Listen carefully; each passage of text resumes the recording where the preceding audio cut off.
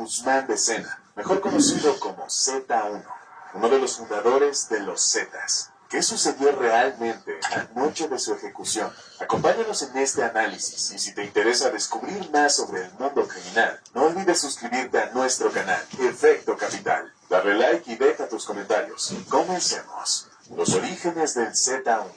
Arturo Guzmán de Sena, conocido como el Z1, nació en una familia de escasos recursos económicos, lo que marcó profundamente su vida y todas las decisiones que tomaría en el futuro. Proveniente de un entorno humilde, apenas logró terminar la secundaria antes de verse obligado a enlistarse en el ejército mexicano, buscando mejores oportunidades y un camino que le permitiera superar sus limitaciones económicas, como la de cientos de miles de jóvenes en México. Posteriormente, dentro del ejército, logró completar la preparatoria, lo que le permitió avanzar en su carrera militar. En 1992, con tan solo 18 años, Arturo ingresó a las filas de la Secretaría de la Defensa Nacional, Sedena, como soldado raso.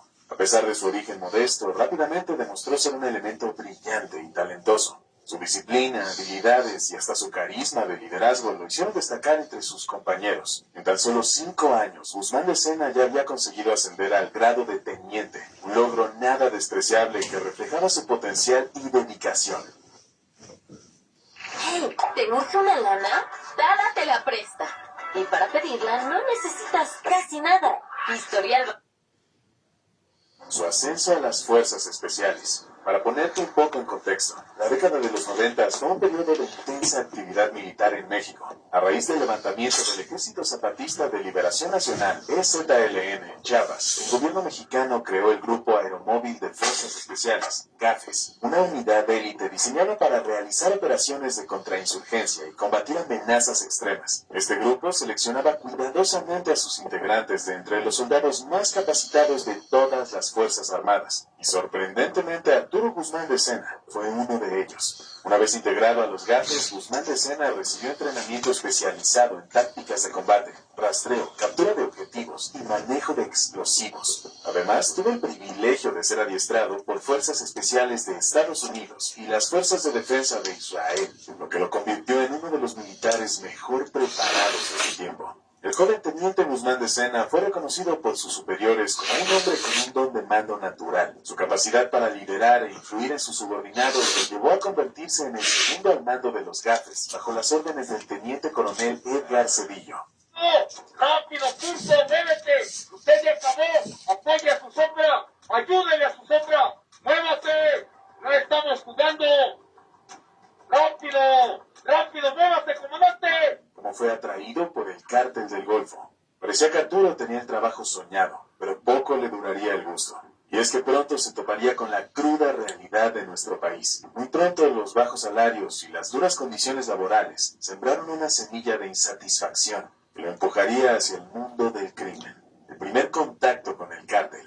Para algunas misiones especiales, Guzmán fue enviado a Tamaulipas, donde comenzó a interactuar con miembros del cártel del Golfo, quienes exhibían lujos y ganancias inalcanzables para un militar como él. Los sobornos iniciales que recibía de parte de capos como Sir Cárdenas, de quienes hablaremos más adelante, marcaron el comienzo de un cambio en su lealtad. Mientras trabajaba como gafe, Guzmán veía cómo los capos del narcotráfico disfrutaban una vida de opulencia, en contraste con su austera realidad como militar. Esto, sumado a las promesas de un futuro más cómodo, lo llevó a aceptar inocentes invitaciones para colaborar directamente con la organización. Se comenta que lo que hizo decidirse fue al ver que en un mes en las filas del cártel podía ganar lo que como militar aspiraría a ganar en un año completo de trabajo.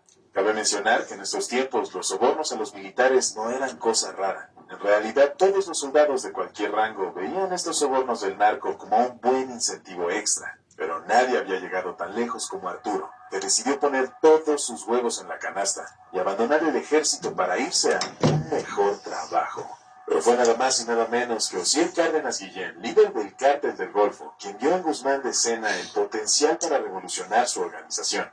Cárdenas sabía que Guzmán no era un sicario común, sino un estratega con formación de élite, y lo convenció para regresar al ejército y unirse a Así que por fin, en septiembre de 1997, Arturo Guzmán dejó las Fuerzas Armadas y comenzó a trabajar directamente con Osiel, quien lo apodó el Z1, como símbolo de su rol fundador dentro del futuro grupo paramilitar del cártel. La creación de los Zetas.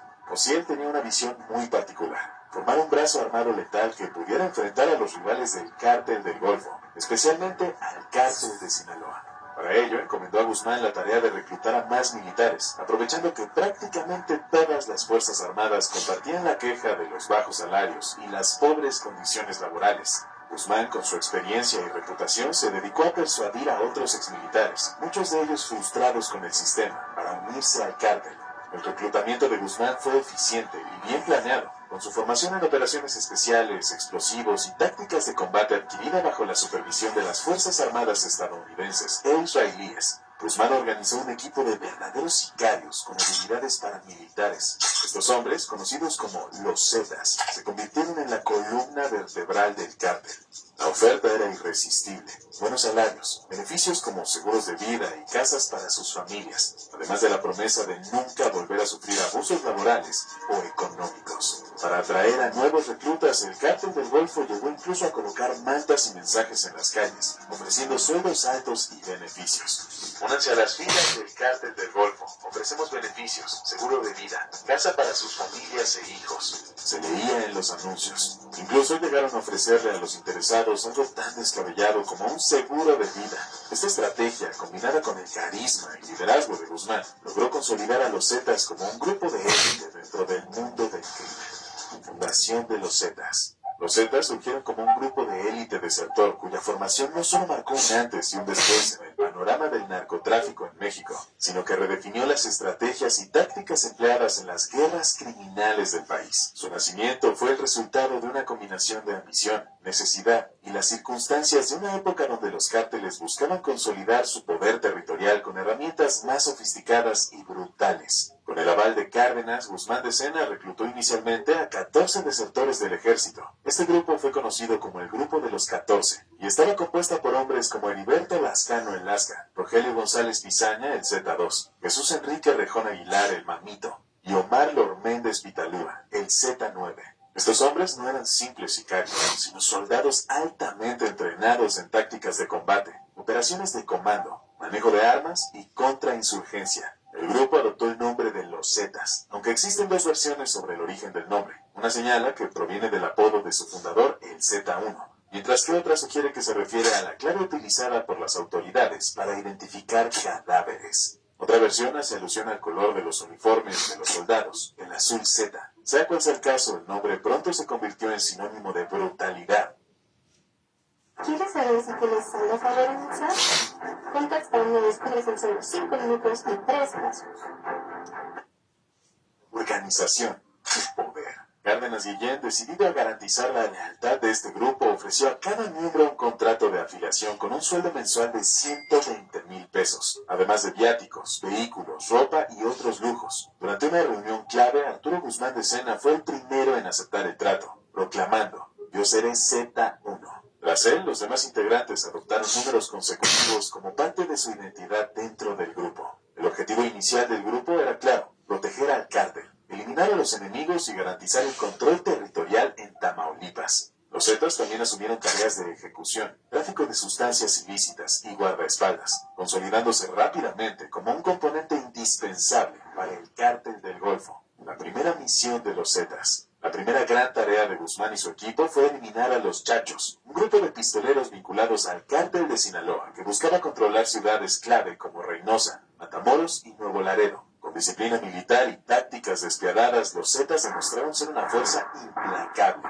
marcando el inicio de una nueva era en el narcotráfico mexicano. Ociel Cárdenas Guillén no solo consiguió un grupo de sicarios, creó una fuerza paramilitar bajo la dirección de un hombre con ambiciones y conocimientos estratégicos. Guzmán de Sena fue el artífice de una transformación que llevó al Cártel del Golfo a un nivel de poder y agresión sin precedentes, iniciando así el legado oscuro de los Zetas, un brazo armado que sembraría terror en México durante años. El papel del Z1. Una de las funciones más significativas de Guzmán de Sena dentro de los Zetas fue su rol como escolta personal de Ociel Cárdenas, conocido como el Patrón.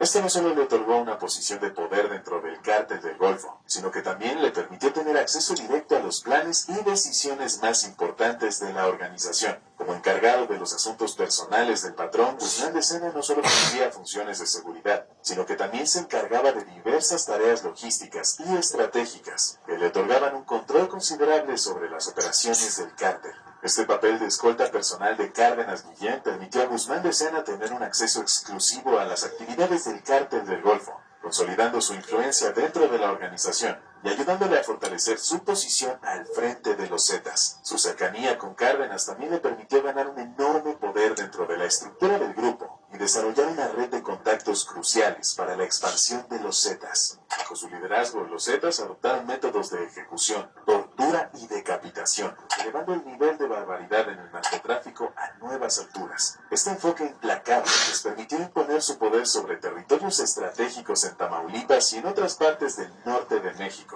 además de convertirse en un modelo para otros grupos criminales que adoptaron tácticas similares. Su deceso, como lo hemos visto ya en decenas de historias de hombres que persiguen la gran vida dentro del mundo del narcotráfico, la historia de Arturo Guzmán de Sena se vería cortada de tajo muy pronto. El deceso del Z1, uno de los miembros fundadores de los Zetas, es un evento que estuvo marcado por una serie de circunstancias bastante confusas, por no decir sospechosas. Su final fue abrupto y llegó de forma sorpresiva el 22 de noviembre de 2002 a la edad Pero de todo eso es 26 mentira porque años, sigo aquí en vivo. Matamoros, Tamaulipas, justo en el corazón de la actividad del cártel del Golfo, al que había servido y finalmente traicionado. El contexto de su fallecimiento es tenso y lleno de matices. Guzmán de Sena, quien para esa época ya era un jefe de alto rango dentro de los Zetas, estaba en una situación vulnerable debido a sus crecientes tensiones internas con Osiel Cárdenas Guillén, el líder del cártel del Golfo. A pesar de su alto rango, una serie de disputas y acusaciones de traición dentro del mismo grupo comenzaron a minar su posición. El día de su abatimiento, Guzmán de Sena se encontraba cenando en un restaurante llamado Pisa y Corre, en Matamoros, un lugar frecuentado por miembros de la organización.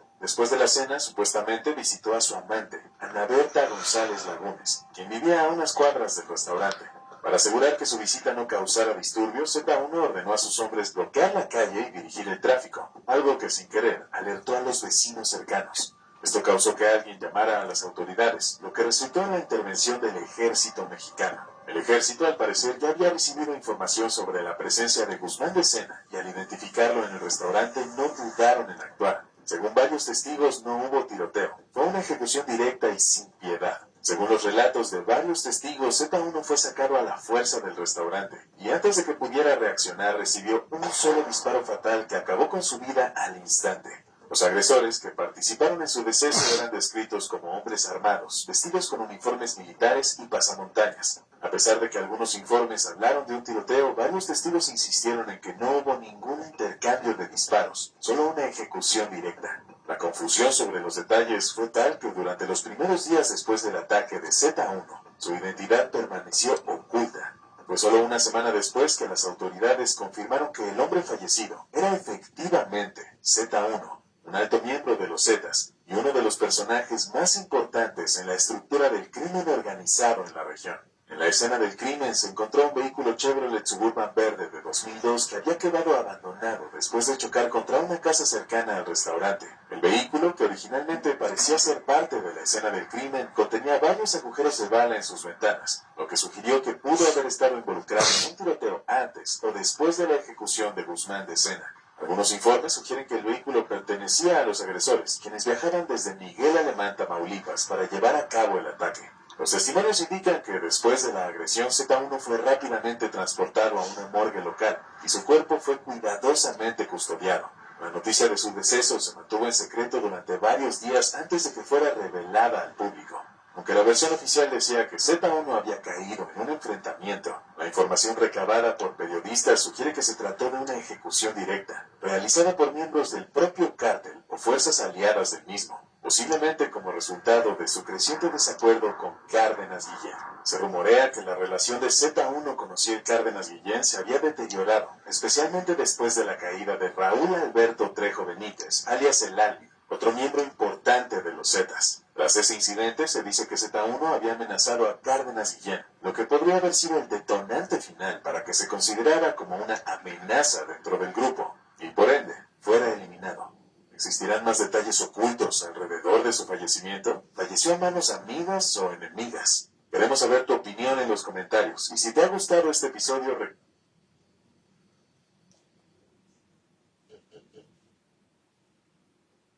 con un cuchillo de sierra y le colocaron petardos por el cuerpo. Lo mantuvieron vivo con inyecciones de adrenalina y vinagre para cauterizar las heridas e impedir que se desangraran. Una nueva forma de maldad había nacido.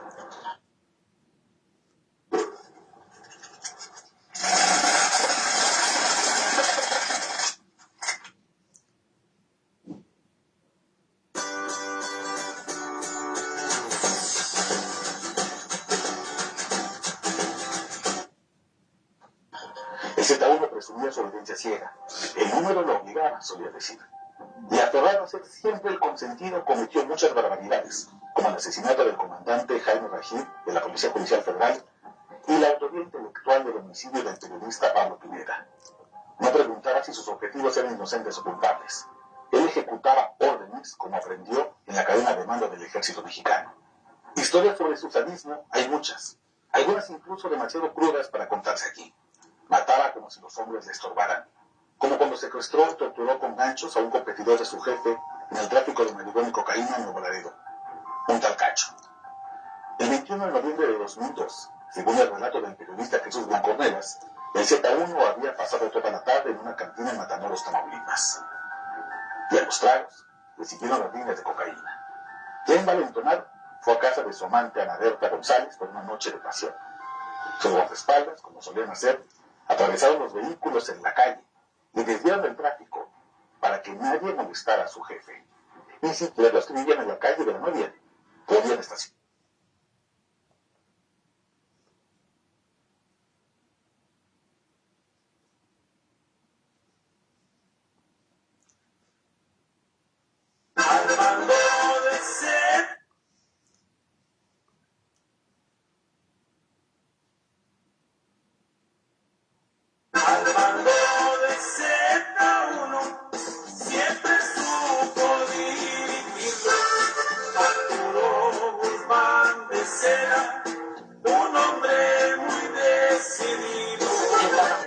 Bienvenidos a un nuevo video. Los Zetas, el cártel más violento de México. Para poder hacer esta afirmación, hay muchos hechos que lo respaldan y en los cuales se puede uno basar para poder afirmar esto. En primera, hechos como la desaparición de migrantes en San Fernando, Tamaulipas, la matanza de Allende, Coahuila,